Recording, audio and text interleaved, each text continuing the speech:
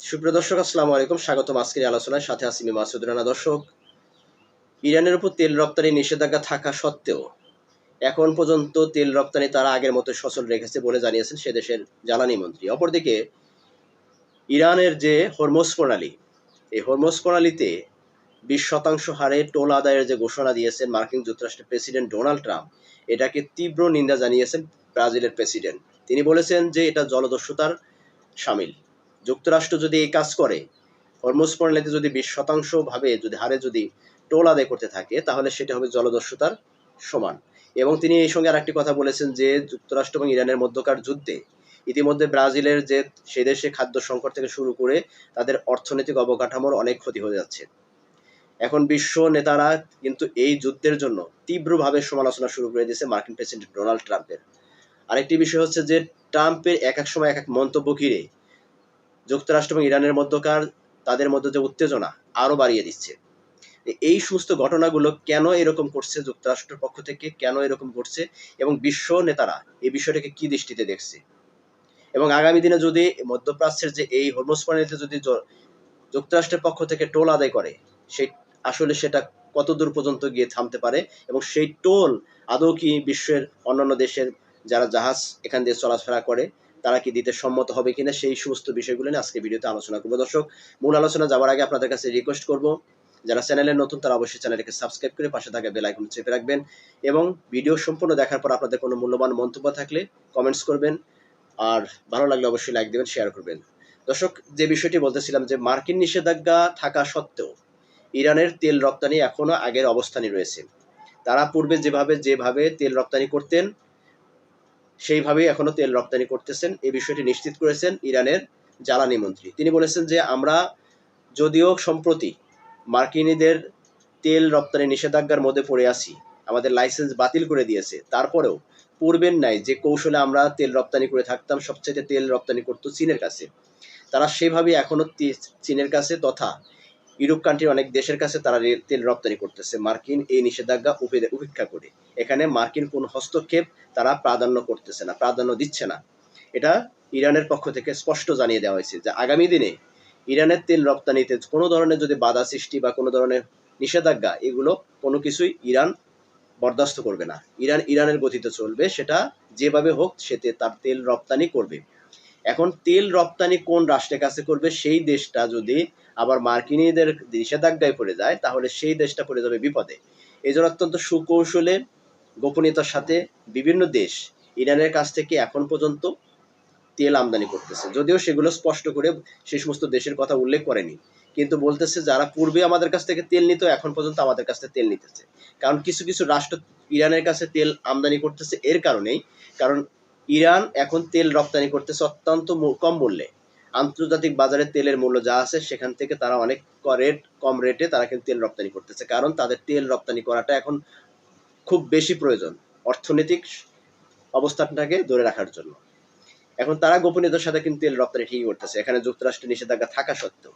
আর একটি বিষয় হচ্ছে যে ইতিমধ্যে আমরা যতটুকু জানি যে যুক্তরাষ্ট্রের প্রেসিডেন্ট হরমুজ প্রণালীর বিষয়ে একটি মন্তব্য করেছেন। তিনি বলেছেন যে হরমুজ প্রণালী আমরা দখল করে নিয়েছি এবং এটা আমরা নিয়ন্ত্রণ করতেছি এখন, এবং আগামীতেও আমরা নিয়ন্ত্রণ করব, আমাদের মার্কিন প্রশাসন সেটা নিয়ন্ত্রণ করবে, এবং এখান থেকে একটা নির্দিষ্ট পরিমাণে টোল আদায় হবে এখান থেকে যারা যে সমস্ত বাণিজ্যিক জাহাজগুলো যাতায়াত করবে। 20% হারে একটা টোল আদায়ের ঘোষণা দিয়েছেন। এই বিষয়টিকে ব্রাজিলের প্রেসিডেন্ট তিনি স্পষ্টভাবে বলে দিয়েছেন যে এটা হবে জলদস্যুতার সামিল।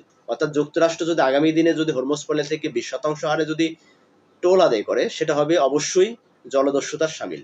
তো এটা যখন ব্রাজিলের প্রেসিডেন্ট বলতেছেন এই বিষয়টিকে নিয়ে, তখন আন্তর্জাতিকভাবে অনেক দেশেই এই বিষয়টি কিন্তু স্পষ্ট করেই বলছে। তারা বলার চেষ্টা করতেছে যুক্তরাষ্ট্র সর্বশেষ ইরানের টোল আদায়ের বিষয় নিয়েই কিন্তু আন্তর্জাতিক মহলে এতদিন পর্যন্ত ইরান এবং যুক্তরাষ্ট্রের মধ্যে যে চলমান যুদ্ধ, এটার একমাত্র কারণই হচ্ছে যে হরমুজ প্রণালীতে ইরান যেন টোল আদায় না করতে পারে, এই পথটাকে যেন উন্মুক্ত করে রাখা হয়, বাধামুক্ত করা হয়। কারণ পৃথিবীতে এখন পর্যন্ত এই একটা প্রণালী দিয়ে 20% তেল রপ্তানি হয়ে থাকে। তাহলে বুঝতে পারতেছেন একটা প্রণালী দিয়ে যদি 20% তেল রপ্তানি হয়, সেই প্রণালীটা কতটা গুরুত্বপূর্ণ।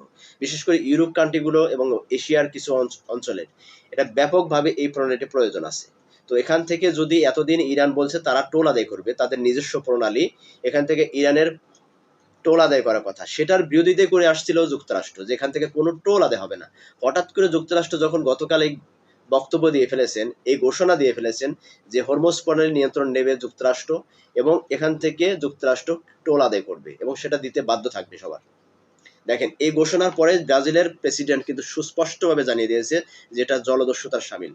এখন সাথে সাথে অন্যান্য দেশগুলো তারাও বলার চেষ্টা করতেছে যে তাহলে ইরান টোল আদায় করতে তাহলে বাধা কোথায় ছিল? ইরানের সাথে যে আজকে যুদ্ধটা হচ্ছে শুধুমাত্র হরমুজ প্রণালী এই পথটাকে উন্মুক্ত করে রাখার জন্যই যুক্তরাষ্ট্র এতদিন যুদ্ধ চালিয়ে যাচ্ছে।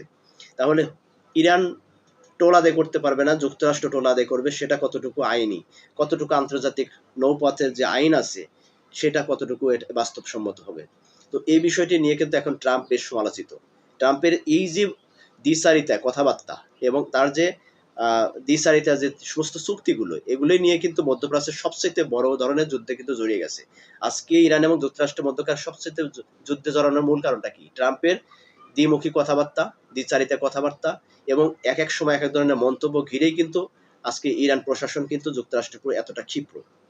তারা একটা আলোচনার টেবিলে বসার জন্য পুরো প্রস্তুতি নিয়েছিল এবং সেখানে কিছু শর্ত হয়েছিল, চুক্তি হয়েছিল, যার কারণে আগামী 60 দিনের মধ্যে তারা একটা বাস্তব মানে স্থায়ী চুক্তির দিকে তারা কিন্তু হাঁটতে শুরু করে দিয়েছিল।